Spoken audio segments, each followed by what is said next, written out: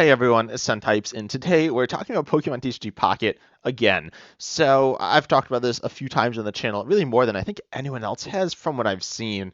I'm sure there are some people who have talked about it. I know there are people who've talked about it a few times, but I've talked about it a bunch because it's something I'm excited for. But the news we got is a bit scary, or maybe not the news, but the lack of news. So at the Pokemon World Championships, and by the way, I'm referencing this article from PokeBeach, but at the World Championships, there were, which are currently going on at the time of recording this, so there may be more information later, but I don't think there will be, and it doesn't look like there will be. So there is info about Pokemon TCG Pocket where we can open packs, but there is no gameplay, which is unfortunate. We've seen. So by the way, I'm going to reference this article by PokeBeach earlier, and there's info on gameplay and stuff. There isn't complete gameplay here, but there is some, and so the gameplay is similar to regular Pokemon TCG.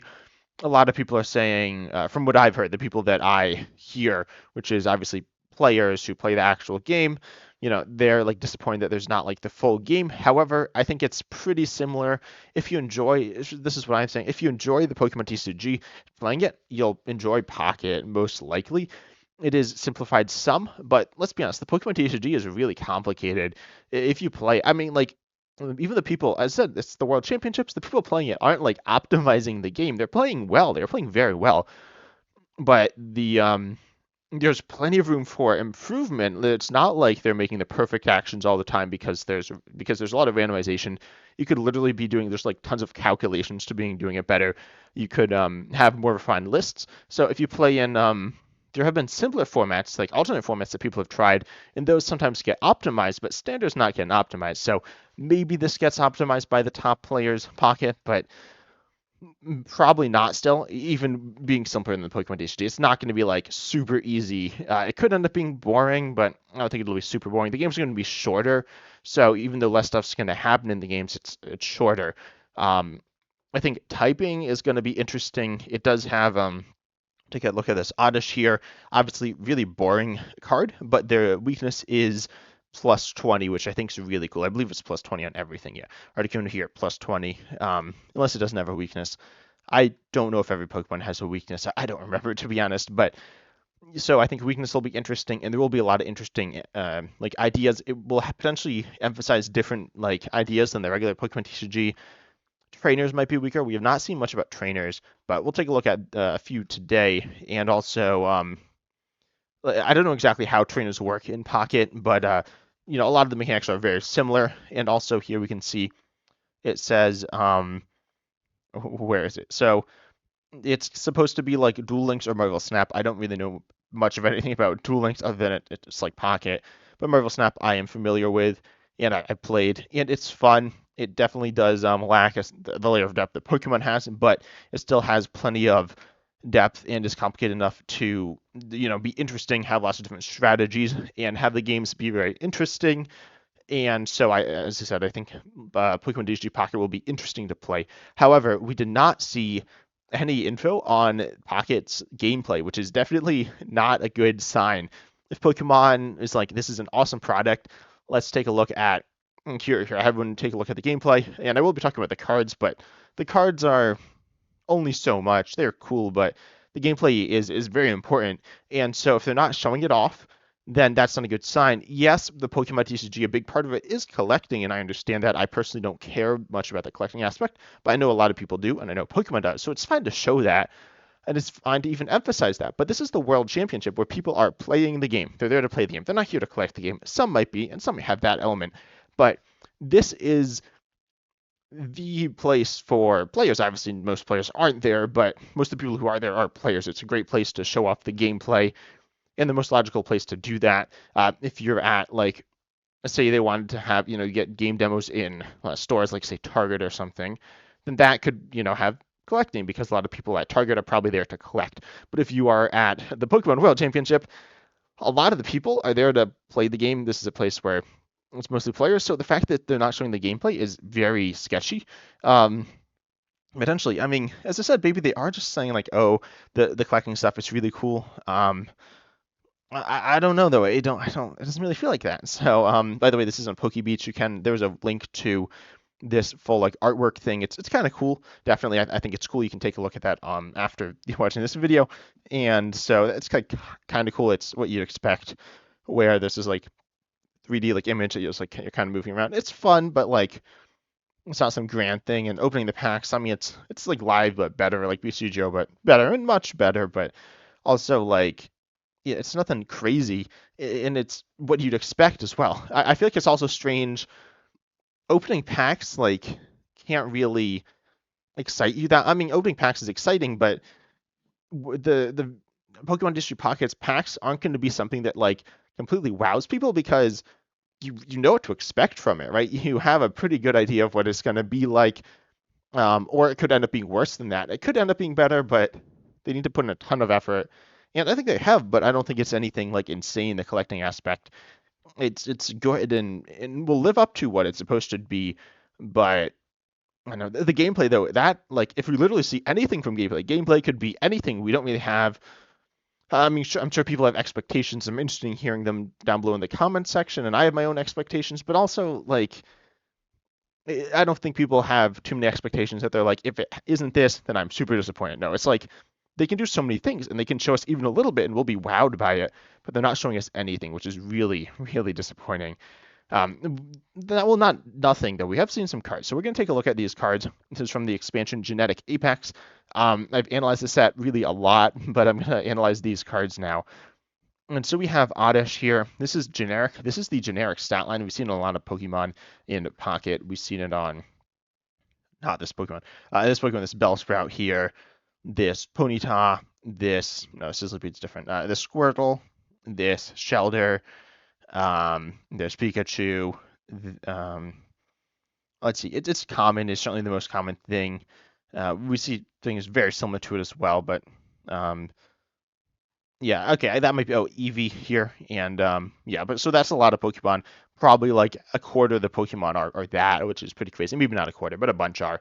And so Oddish is like that as well. I hope not like all the Pokemon. I hope it's not actually a quarter of the Pokemon I like it, but whatever. With weakness and retreating, it is kind of interesting. In the video game, I know that weakness is a very important aspect. In the Pokemon TCG, it's generally not. I feel like it's an aspect of the game that is kind of overlooked. The Terra mechanic has made it a little bit more interesting, but not that much more interesting. So generally in the Pokemon TCG, most matchups, weakness doesn't matter. Sometimes it does matter, and then it's a big swing towards that player. It does allow for certain tech cards and things like that, but also it's still usually not super interesting with weakness there. So I feel like Pocket's going to have an emphasis on weakness, which is really cool, but also like it's not nothing crazy, right? The Squirtle, I believe we have seen before. Again, it's pretty generic. Clefairy, Slap 24-1, weakness to Metal.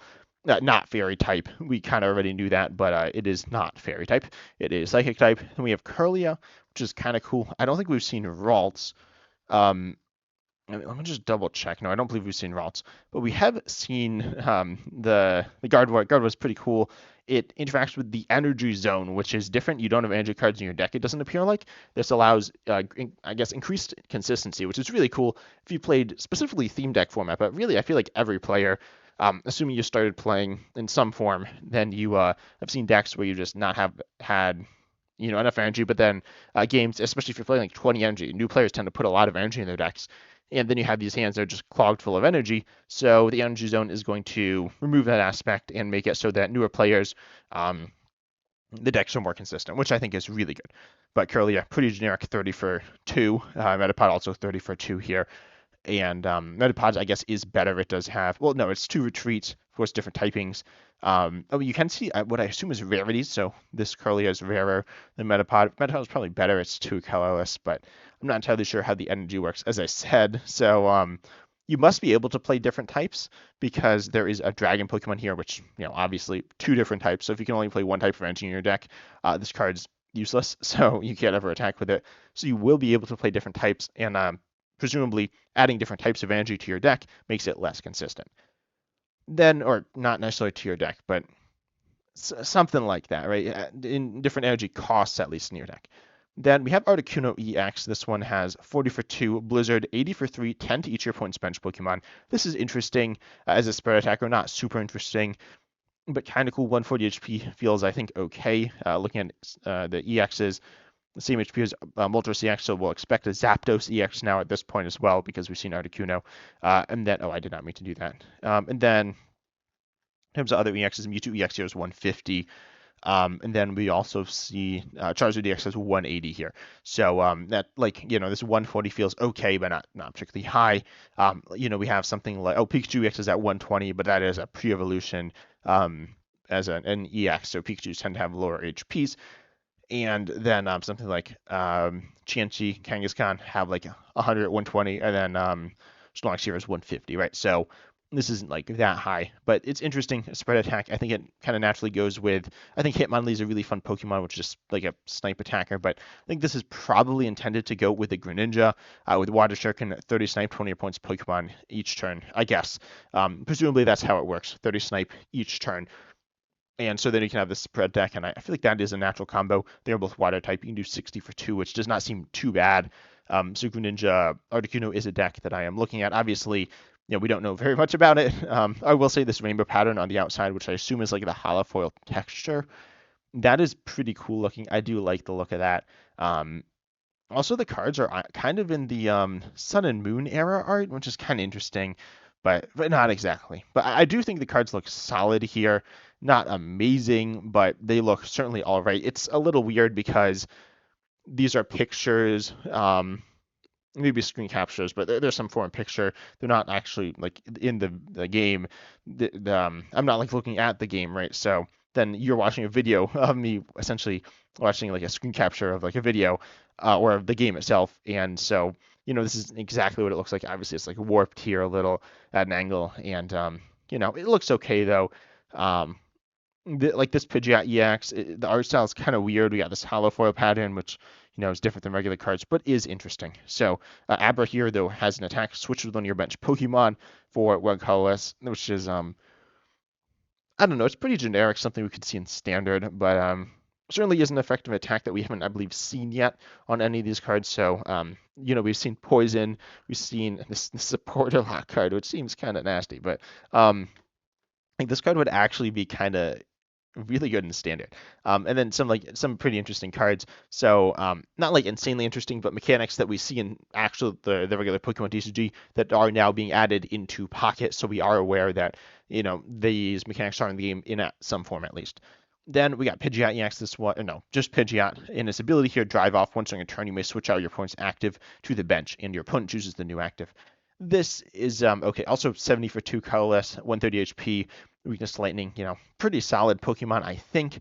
A little hard to figure out, but ability is solid. I'm trying to think of what exactly it's like. It's kind of like Iron Bundle or Fion or Repel, which is not a Pokemon, but it's an item.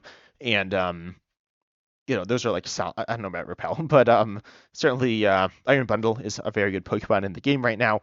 And Pidgeot, having a similar ability to that is pretty cool. It is a stage 2 in standard. I don't think this card would see play, but this isn't standard, so I think this card is pretty solid. Obviously, fun art here as well. With this wave, wait, I'm really confused what exactly I'm looking at. Where's this water from? I don't know, I'm a little confused by the perspective because it seems like this is like really massive wave because these are islands. It is like a cool looking card, but the art's a little weird. Um, Anyways, next we got Primeape, and I'm pretty sure this is not reused art. Some of this is reused art. I'm not super familiar with art on Pokemon cards, but yeah, like this Primeape looks old. But then we have its attack here, fight back for 2 fighting. It does 40, but if it has damage counters on it, it does 60 more. So that's 100. That's pretty strong. Don't know if there's a way to get damage counters on it without having to, take damage, but still pretty solid. 40 for 2 is not particularly great. Being 2, fighting energy, no colorless, but it is still fine. And then I think 100 for 2 is, that's really good. 100 damage seems really, really solid. Most Pokemon can't really be hitting that from what I can see. We've seen EXs. This Raichu's hitting 140 for 3, but, can't attack back-to-back turns. And then we see like EXs and stuff, but even like stage 2, like 60 for 3, obviously 100 for 2 is better than that. And then something like this one, 70 for 4, So I think 100 for 2. I think this Primeape's solid, assuming it's not getting one-shotted, which it looks like it won't be. Then we have Machop here. This is a 20 for 1, but it has 70 HP and 2 retreat, so a little different there. And then we have Farfetch'd, which does, for one colorless, it does 40. That seems really good. As I was saying, like it's all 20 for one. This is 40 for one, and it's colorless. Not hitting weakness, but that's fine. I think this is really solid, and so Farfetch seems pretty good. Then we have two trainers, and this is really nice because we saw some trainers before. No, we saw two trainers, and the one is Pokeball that is not the actual Pokeball, or it's not the like regular Pokeball. It's a different card. And then we have Brock, which says attach a fighting energy to Golem or Onyx, and it's supported, but we don't know what Golem or Onyx are, and we don't know how the energy zone works either. So this card could be like super broken or like completely terrible. So let's take a look at Erica here. Heal 50 from one of your grass Pokemon. I want to check real quick. Um, yeah, there was an Erica card. Oh no, Erica's draw 3. Yeah, so this is kind of like Gardenia maybe? I'm not familiar. Sorry, familiar. I said familiar. I was combining familiar with Gardenia. So this is kind of similar. Gardenia is like stronger, or Gardenia, but yes. So it's different than the regular Erica. Different art. It looks like we haven't seen this art before. And then we also have healing 50 from one of your grass. This seems like solid. Obviously, like probably weaker. I mean, it's like weaker than Pokemon Center Lady, which is that in standard? No, it's not. But heal 60 and remove all special conditions from one of your Pokemon, or Cook's in standard. So this says heal 70 from your active, so not any Pokemon, but only from your active. But that's like probably better than Erica. But this is not like a bad card. Could be interesting. Maybe I don't think like we've seen some tanky Pokemon, but we haven't seen Benny Grass Pokemon. No, we've seen like Bellsprout, Bulbasaur, Oddish, and Metapod. So you could do like Metapod, Erica or something. Doesn't seem very good, but I have Sabrina here, this full art Sabrina, and switch out your opponent's active to the bench. Your opponent chooses the new. Okay, so this is obviously not very good. Standard, switch out your opponent's active to the bench. So this is like Repel or whatever, which I was saying, which is like Escape Rope, which is also not in standard. But Repel, your opponent switches out their active with one on their bench. And wait, there's only one Repel. Okay. Um, anyway, so Sabrina here is interesting. So this means that the supporters are definitely weaker. Obviously, Erica's is weaker, but Sabrina's is weaker than Boss, right? Boss orders, you choose. Here, your opponent chooses. This doesn't mean it's not good, and it probably will be good, but this is really interesting. We might not have any gusting, which is interesting.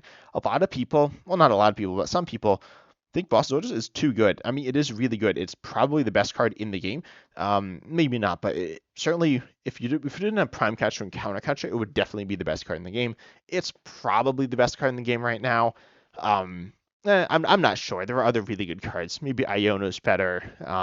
Nest Ball, Ultra Ball, but Boss Orders is very easily top 5, top 10. You gotta imagine. So Sabrina obviously worse than that, which is interesting that they are deciding to make this card that is weaker, but.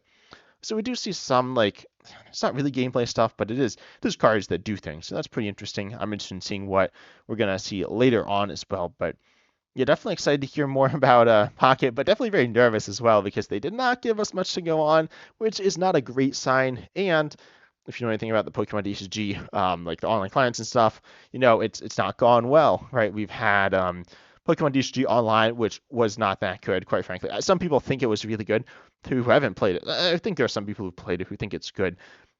And it had cool things about it, and it was probably better than Pokemon TCG Live. Certainly better in most ways. The economy was much worse, which is the only reason why I'd say it might not be better, but it probably is realistically because it had so much more stuff. Not that it had a ton of stuff either. There are a lot of features that were like missing from that, but Pokemon TCG Live has been really bad.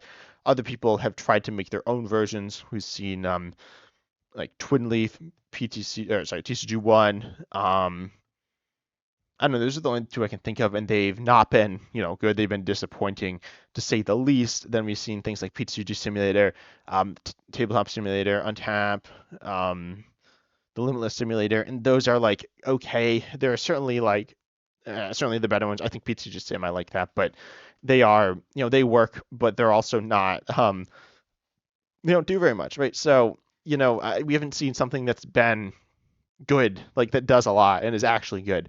So, is Pocket going to break it? Pocket's different than Live. It's not the same thing. It's trying to fill a similar role. It feels like at least this Pokemon TCG game you can play I've not played the GBA game. No idea what that's really like, to be honest. But maybe it's going for something like that. But that's very old, right? They got like kind of you could play it now on the Switch, but like it's not it's not a Switch quality game, right? It's just an old game you can play on the Switch. So maybe Pocket's going for something more like that, but that's like different. Obviously, it's going for something like Duel Links um and Marvel Snap, but it's a Pokemon twist, right? It's going to be something within the Pokemon TCG or Pokemon community.